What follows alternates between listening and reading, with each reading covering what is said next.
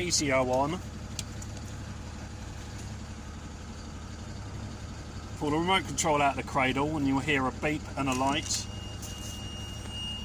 which is coming from there. You won't get any revving or anything like that, but you know the PTO's engaged because you see that light on the screen. This one's got the old-fashioned legs, so you have to pull that out, lift that and pull the leg out manually.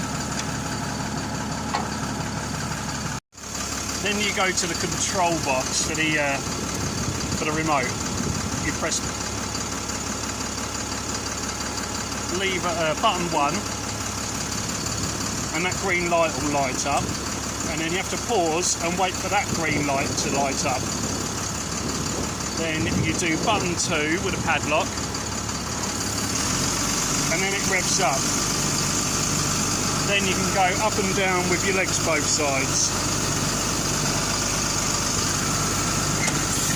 That lever, same with that one for the other side.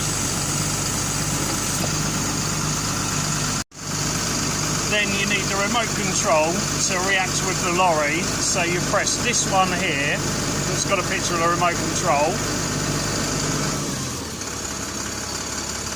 and then you press the red button on the remote control, pull the red button on the remote control. That's that. Then you're in remote control mode. You don't really hear any revs because the revs have died down there, but as soon as you pull a lever you'll hear the revs, and that's it. And then you do your craning off, whatever you're doing. You put the crane back to how it was, and then you press the red button on the remote control to turn it off.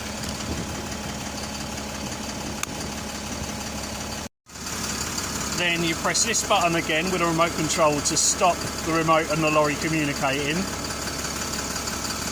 And then you press the padlock to get the legs revving up again. And then you pull the levers to put the legs away. Push the levers, whatever.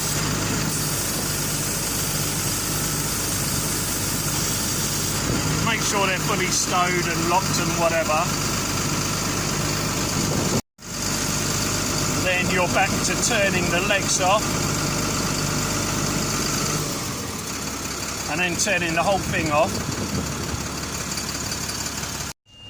Then if everything's correct, you've only got one buzzer and one light going, which is that to tell you the remote control's not put away. So you put the remote control away, which is fiddly because it's got these little grooves in it and they have to go down there. And the buzzer and the light stop, and then you're done. Just turn the PTO off and you can go.